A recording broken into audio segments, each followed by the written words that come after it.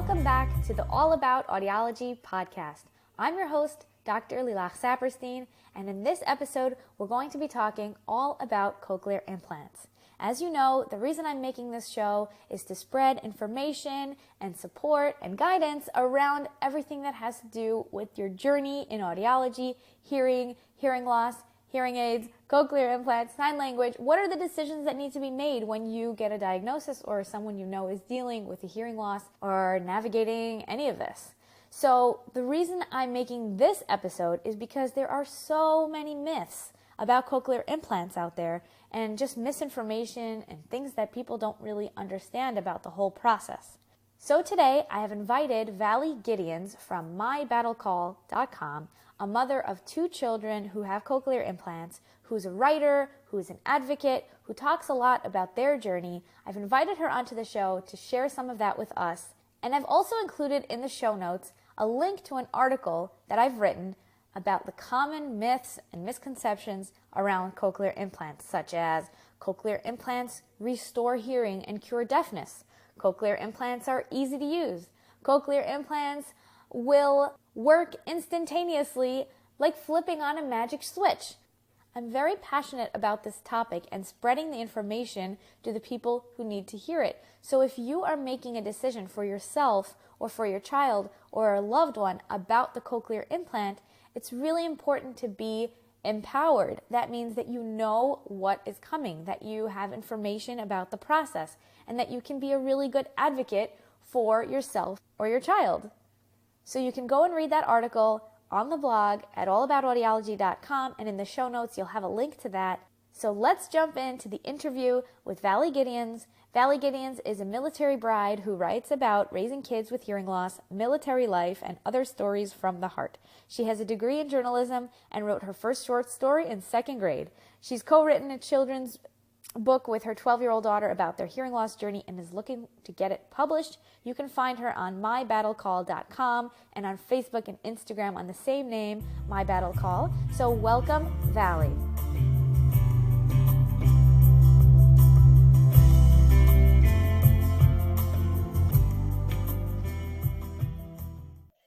Welcome, Valli, to the All About Audiology podcast. I'm so glad you're here. You have a lot of experience to share and a lot of words of wisdom. So why don't you start by introducing yourself? Thank you so much. I'm so happy to be here. My name is Valli Gideons, and I'm a mother of 2 children with cochlear implants. I'm an advocate, a writer, and I'm married to a career Marine. So I'm also a military bride, and I write about the perspective of raising children also with special needs, but in a military family, which is kind of unique. Wow. So lots of different moving parts and challenges. Moving being a key word. Yeah. How many places have you lived? So we're getting ready to celebrate our 24th year of marriage, and we've moved 10 times. Nice average. Yeah. So my children have moved, I think we counted 6. So we'd love to hear about your children and their journey. Okay. Well, my son is 14 now. So without going into too much history, I'll just say when he was born, he failed the infant hearing screening.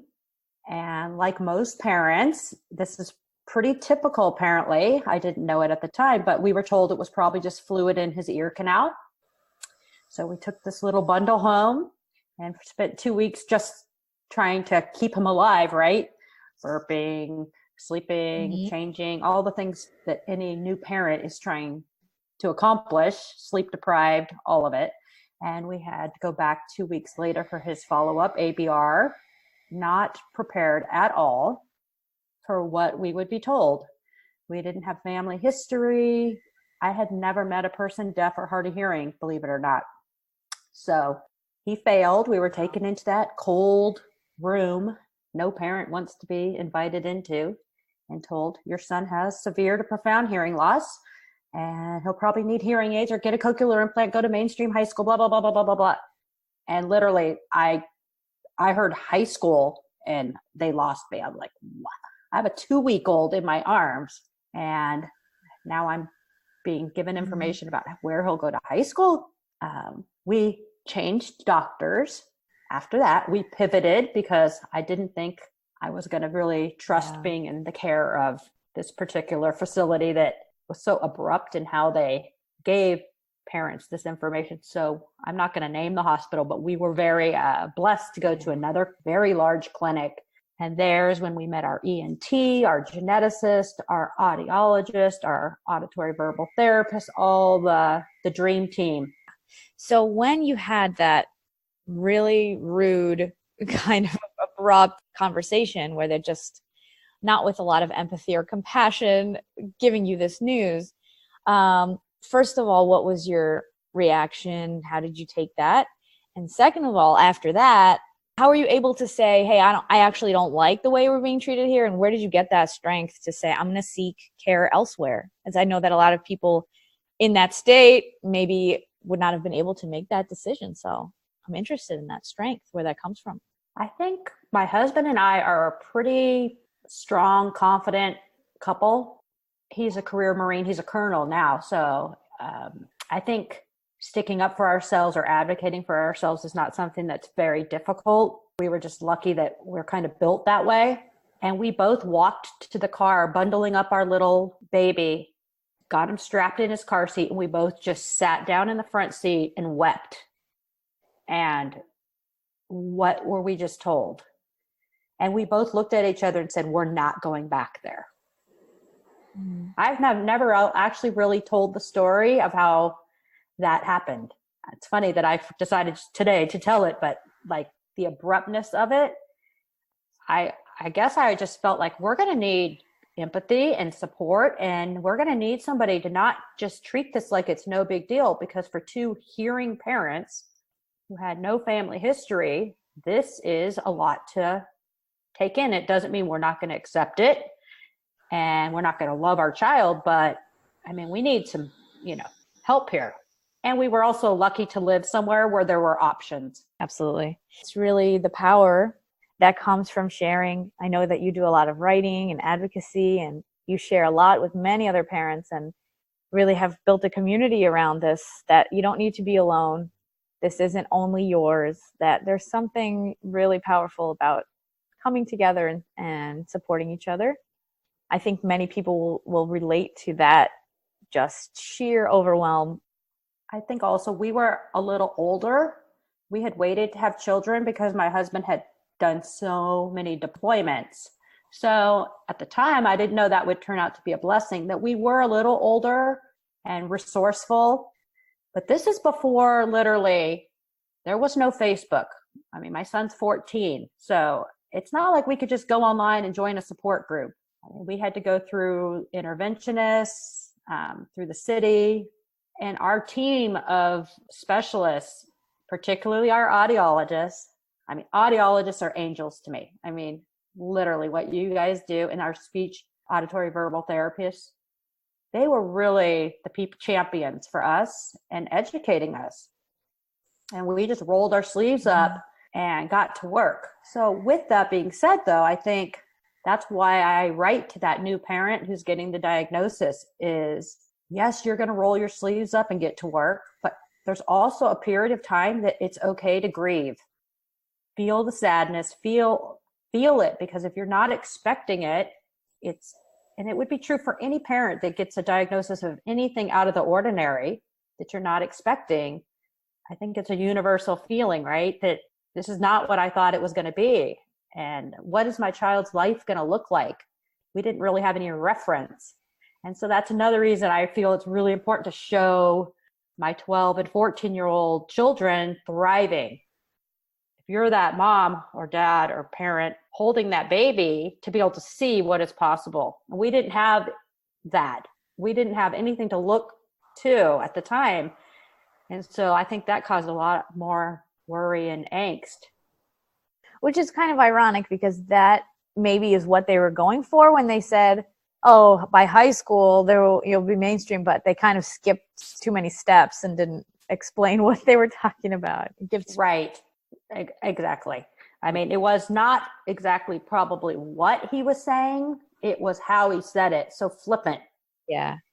And also that they would even say that as Like, how can they promise that? How can they don't know what the outcomes are going to be. So very different than saying, here's what's been happening with our family to get a sense for other people. But, well, I'm sorry you had to go through that, really. Oh, it's okay. It gives me more empathy and understanding for others, though, because I know what it's like to have someone not give you that compassion in the beginning. Mm-hmm. All right. So you found your dream team at this other hospital. And what happened then? Did you go forward with the CI surgery? So at the time, you have to remember back 14 years ago, they were not implanting children under the age of 1. So it's been kind of cool to see how it's evolving, the science. We got his hearing aids at 3 months. And so it was trips to the audiologist almost weekly because my son was the incredible growing child. He grew overnight. It was crazy. And with that came, his ears growing. So, and this was before feedback managers on hearing aids. So we got to deal with the dreaded whistle, just thinking, is this as good as it gets? Okay, I guess this is just what it is. But it was pain. I mean, those first couple of months were painful with just managing, a baby, an infant who's pretty much always laying on their side, pushing their heads against things, and the whistle of those hearing aids. And then we started working with an auditory verbal therapist who happened to be one of the best in the country. He saw our son was smart. He could tell very early on. I think it's just so sweet that he saw that in our child, that he was just bright and alert and inquisitive. And we would work with him twice a week. And it was during that time he started speaking to us about what a cochlear implant was. And he didn't tell us we should do it, but he educated us so that we could make a decision that we thought would be best for our child. So at 14 months, he got his first implant. So what was that experience like for you? Well, let's see. I was pregnant with my daughter. So that was challenging to be pregnant and sending your baby off to surgery. I equate it to any parent I know that's child's had surgery. It's scary. We never questioned if we were doing the right thing, though. It was just a choice we made based on all the information we had and knowing our child. And so that wasn't the hard part. Recovering from surgery, he had some complications. His incision got infected, nothing major, but it was things we weren't really prepared for. But once he was healed and got activated and words started to come, alerting to sound, we didn't have that magic moment that you see. I write about that, the magic moment, which, we all love the videos, but again, I write about how that really is a disservice as much as we can celebrate the joy. And I mostly have the visceral reaction to those videos because I see the parents' joy, the parents' emotion, but for most of us, that is not the normal. The magic moments come after. For sure. I'm so glad you mentioned this and you brought this up because it's something that I really advocate for. A lot of education. Right. When those videos go viral, they are delightful. Yes. But when that's the only thing you know about a cochlear implant or, about what audiologists do. Right. A cochlear implant, it's the mapping, the sophistication of programming it, and that it is not an exact science. That you all have to be so good at reading the behaviors and all the things that come with that it's not just one size fits all, just turn on the on button and boom, they can hear. And I think even with family, some of our family members, I found that they did think it was going to be as simple as that. And again, that makes you as a parent feel not understood, that this is really hard work. For us, yes, all the appointments and learning all the techniques to help our child understand what this access to sound means. And it becomes a parenting style of sorts, the narration of life. But for the child, it's to understand that it causes fatigue. It's a lot of information to process. It's a lot. I mean, my kids, even now, I'm in awe of them. Yes. I'm in awe of how hard they have to work and how they do it just so without a second thought, maybe because they don't know anything different, but they never complain. They never say, why me? This is just who they are, and they accept it. I'm just in awe of them. Well, I think it's a testament to the way you're saying you were able to come to terms with it, accept it, and then see, let's go. What's the action steps? That, you gave your kids a lot of those tools. So talk a little bit about that process and what you guys did to make it that your 14 and 12-year-old don't complain, even though they're preteens and teenagers, which complain all day for everything.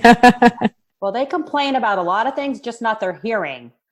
It's interesting because just yesterday in the car, my 12-year-old, literally a piece of work. She's a special kid. She has a personality that's just infectious and like her zest for life. And she's getting ready to go into some school testing. And they messaged me about, is she going to utilize the extra time that she's permitted to have? And she goes, I don't need extra time. I don't want to be pulled out of class. And I said, let me explain to you, like your audiologist has done, let me explain to you again how much harder your brain works. Your brain is having to work hard to hear, not just during testing, even though it's quiet during testing, but from the minute you wake up to the minute you go to bed, you're working harder.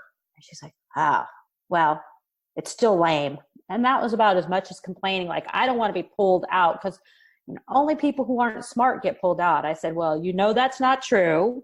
They go to a school that's highly academically focused and everybody there is high achievers. And even if that's not the case, being pulled out does not mean that. But it's now that teen tween age of not wanting to be different or attention brought on for reasons that they don't see it that way. I've just gone off on a tangent, but I think one of the things I would say about a teen and tween that's hard is now they want to act like they don't need the accommodation. And you're sitting here, I fought for this accommodation, so you're going to get them. Yes, and I think it's pretty typical of this age. I have other moms I'm in touch with that have kids similar age. We share an audiologist, so we've kind of become a little crew of parents that exchange stories, and I'm hearing the similar thing. It's just partly the age, but it just cracks me up because they just don't think, well, we don't need it. Like, yes, you do. You don't know what you're missing because you're missing it. And at any point, do they reject the actual equipment? It is not a problem now, but we did go through, and I've written about this because I think it's one of the things I hear come up with parents of toddlers is the pulling off the device. And my son went through a stage where he was horrible pulling his implant off. And it wasn't because he didn't want it on. It just was cumbersome. It would just go flying off and he would just keep on going. I mean, it was not negotiable for me. I would just put it right back on. And it was never like used as a punishment. Like, you will wear this. Never. We never made it a power struggle, but magic ear goes on. Magic ear, then we do a little happy dance and try to make it like a positive experience. But sometimes it'd be 100 times a day.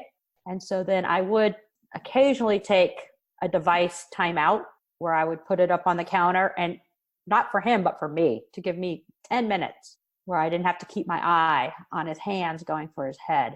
I mean, at that phase was, in the grand scheme, did not last that long. But at the time, it seemed like it was never going to end.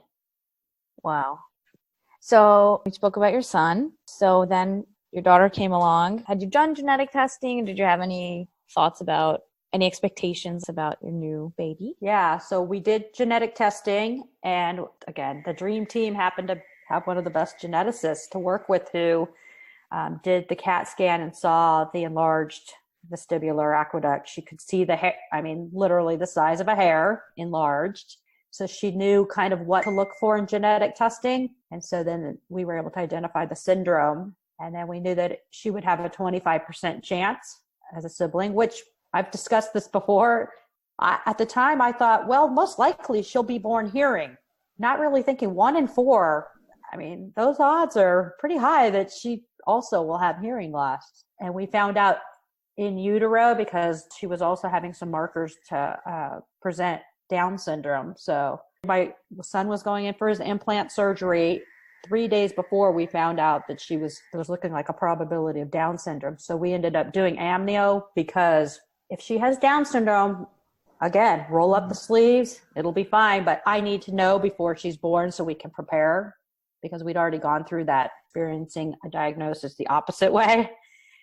And so with that, they could do the genetic testing. So she came back negative for Down syndrome and then positive for hearing loss, the same syndrome. So I'm really glad it worked out that way, because I grieved again, but I was able to grieve while she was still safely in my belly with no hearing devices or anything else like that to worry about. So I was able to kind of come to terms with, okay, here we go again. And I think at that point, it wasn't that I didn't think, I could raise a happy, healthy baby with hearing loss. It was, I just knew how much work it was going to be. That was probably the part that I needed to process. We knew she had it, would also have enlarged vestibular aqueduct. But the thing with that condition, as you know, hearing fluctuates, deteriorates. She was born with only a mild loss at first, but then it quickly shifted. And that was another challenge. I hear this from other parents too. Just the fluctuation is very challenging. And that was another reason implant just seemed like the best course of action, because then the fluctuation just doesn't matter. My kids are very good at being tested. Like, our audiologist loves them. She's been working with them now since they were 1 and 3. No matter where we've moved, because of my husband's job, we fly back to be with her because, 1, the continuity, 2, I'm from California, so it's a trip home. We understood quickly how important that mapping was. So it's almost like I don't want anyone else touching my kids' devices. Yeah, and the mapping really requires numerous trips and fine tunes and readjustments, and 6 months later again, and annually after that. So it's like a long process to get it, and it keeps changing, does it not? We go every 3 months for the longest time. Now it's 3 to 6, and every time there's an adjustment made. My son keeps requiring more power. He's growing. I mean, he's out 6 feet tall. He's 14. Size 12 feet. I mean, the kid, I guess with the surges of testosterone and everything else, it just changes the mapping as well with how much power is required. It's like clockwork. I'll start to get a lot of, what? I go, oh boy, we are overdue, aren't we? It's like, yep, it's time, make our appointment. Like clockwork. And to go back, how old was your daughter when she was implanted? So again, hearing aids at 3 months, and because of her loss being not as severe, she got her first implant at 18 months. And again, it's just her speech was not progressing, and she was missing some of the high frequencies. It was inevitable she was going to get an implant as well. So we wanted to do that. And at that point, when she was 18 months or 16 months or whenever you did the testing, by then her hearing had gotten worse? Yes. Yeah. Yep. It had changed from mild to, I think, moderate, but still her speech sounds, it was clear she was missing. It's also about the quality of their transmission, not just the volume. Yeah. Right. And we had seen just what a difference the implant had done for my son. So, I mean, we kind of knew she was going to get an implant. It was just a matter of when. And again, it's never easy to send your baby into surgery. So she's only unilateral. She only has one, and she wears a hearing aid on the other side. Okay. So she's a bimodal superstar. Yes. And she tests very well with both her ears. We call them ears. I know some people don't like that, but that is what our family uses. Our kids use it. Like, where are my ears? They know their ears are on their head, attached to their head. They mean their devices. So they don't say, where are my cochlear implants? We just don't. That's just not the language we use. But I've heard some people say, they're not your ears, they're your cochlear implants. I'm like, okay, you do you. I know people whose kids name their shoes, so it's right. Right. We don't get caught up we don't get offended very easily either. I mean, we're just not taking a hard line. The only thing my husband and I decided early on, and we haven't really had, even with my kind of big platform of advocacy, haven't really run into too much of people trying to put their opinions and their opinions onto us as far as what we should do for our children, because we always knew right away that it was like, there's a whole bunch of ways you can do this. Yeah. And that's why my tagline is, there's no one size fits all way. It's personal, and you can have your opinion, what's best for your child, and we will have our opinion about what's best for our child. And parents have to make decisions like this all the time for their children. So we just did the best we could. I mean, of course, people get up in arms about using a pacifier or not. Don't get me started on breastfeeding or not. So everybody's got their opinions one way or the other on lots of parenting topics. And yeah, when you get into something like this, a diagnosis, then the stakes are a little higher, and people need to justify their decision sometimes by coming off as a little bit judgmental of other decisions. Yes. That's a challenge. How do you navigate? You're saying it's not really a problem with your platform, but has that happened in real life? Only a very few times. I can count on one hand how many times someone's questioned our decision, and I just won't entertain it, because it's like anything that you feel very strongly philosophically about, you're not going to change that person's mind. Likewise, I would never tell somebody who made a different choice than we did that what they did was wrong. I would never. I just wouldn't say you should do it our way. And that's why I'm very careful on my platform to say, this is the choices we made for our specific, and my children are same parents. They're very different kids, and how they've responded to their hearing loss has been very different. I mean, there's commonality, but just their experience is very different. What has been, do you think, the biggest challenge in their educational journey or their social journey that has been affected by the hearing journey as well? Oh, that's a big question. I think it's changed, obviously, from preschool to middle school. They've been to, like I said, we've moved 6 times, and they've been school aged 1, 2, 3, 4. They're at their 5th school. So it has changed.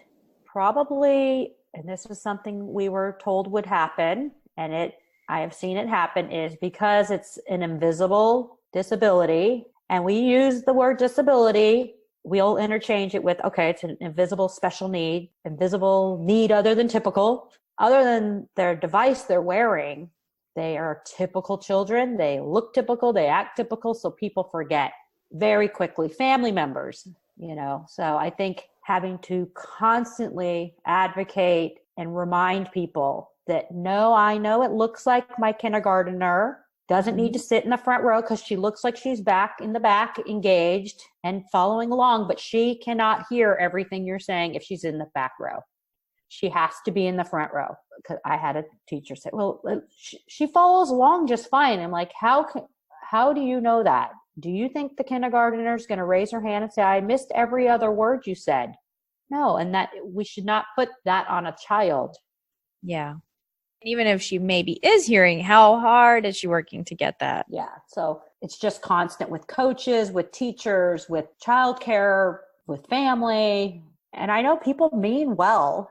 Generally, it's not done to somehow exclude or not provide access. It's just they forget. My son's, one of his coaches, he plays tackle football and lacrosse, and one of the coaches was yelling at him from the sidelines, and I could see him getting frustrated that my son, who's now like 50 yards away, cannot hear. And I said, I'm thinking, okay, I get it. I get why that's frustrating. And then I also thought to myself, and guess what? You're not allowed to get frustrated that he can't hear. Like, you just aren't allowed to be frustrated at him. You can be frustrated at the situation. So socially, like I said, both my kids are very different.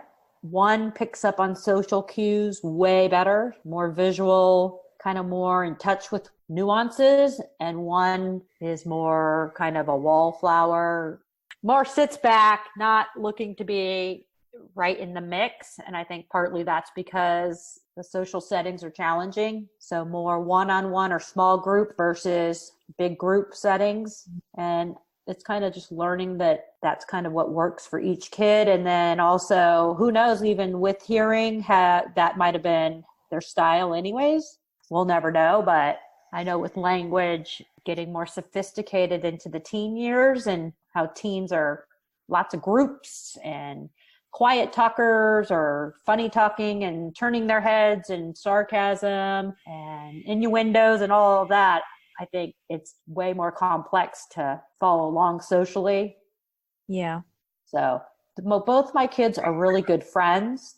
to others. They're kind and they have empathy, and they can be jerks, yes. And because they're typical kids, right? Okay. Not saying these are not perfect children, but they're good friends. I think they make good friends, but that's just me as their mom. Yeah, that's wonderful. So lastly, I'd like to ask you to speak to our audience and tell them any advice, any wisdom that you want to share from your experiences to anyone who's just starting out, or, you know, wherever they are in their journey, what you'd share with them. Okay. Well, first I want to say thank you for giving me this opportunity to come on your show and talk about this topic. You can tell it's something I get passionate about, and clearly turning it into a platform like I have, because I'm a writer by trade. That's what I went to college for. And it's funny how my story ended up taking this sharp turn, my kids being born with hearing loss. But I think one of the reasons, there's a couple reasons I wanted to write about this story. First, because our kids are doing so well, I did not want to forget about where they started and how hard it was in those early days. Because, you know, with time, you start to get amnesia about the hard things. And so I wanted to have it just for myself, even just because we used to celebrate every little success, you know, turning and saying, I hear a bird. I mean, that's jumping up and down kind of stuff, right? Mom, I heard a bird. So I didn't want to take for granted how far they had come. And then secondly, I share with parents, what would I have wanted to know when my kids were born? And I would have wanted to know that it's going to be okay. Their okay is going to look different than my okay, but your kid, your child is going to be able to be happy and have a rich, full life. And it'll look different than my child's life, but anything is possible. And to set the bar high, that's what we were told early on, and it stuck with me, is measure your child against all children when it comes to academics, athleticism, whatever. They're not just doing well for a deaf or hard of hearing child. They're doing well compared to all children. And just keep setting the bar high, and they're going to rise and exceed it. So that's what I want parents to know. And tell everyone where they can read more about you and your story. Okay. Well, my battle call is my blog. Same, my website. I just launched my new website in January, which was super exciting. There's parent resources, videos, all my writing, t-shirts, like fun stuff on there. And then my daughter and I wrote a book, a children's book. So it's in my daughter's voice, and it's her journey. And so we're looking for an agent. It's a children's book. It's the sweetest book. It's funny and inspirational, and it's called Hearing Schmearing. And we're looking to get that published. She's ready to go on her book tour already. She's like, I need my professional photos done, because I'm going to be, you know, when they have me on the Today Show, I'm going to, you know, need to have my headshots. But so my battle call across Instagram, all the social platforms, I'm there. That's wonderful. Thank you so much, Valli. I really appreciate it. Thanks so much. Thank you so much for listening to the end. I hope that you gained from this interview a little bit more about the texture of life and how the decisions that need to be made around the cochlear implant are big decisions. And as time goes on and as your children grow, then things will be different and new challenges will arise, and you'll have to learn and adapt to those kinds of situations. So I really want to hear your experience, your questions, your journey, your review, whatever it is that you took away from this episode. I really want to know about it. So you can always DM me on Instagram at All About Audiology Podcast. You can find us in the Facebook group and join the Facebook community, the All About Audiology group. And I look forward to hearing from you. An upcoming episode is all about speech therapy, and I have a very fond place in my heart for all my speech-language pathology friends out there and colleagues. So stay tuned for upcoming episodes. I really appreciate you listening, and thank you for sharing the show. I'm Dr. Lilach Saperstein, and this is the All About Audiology podcast.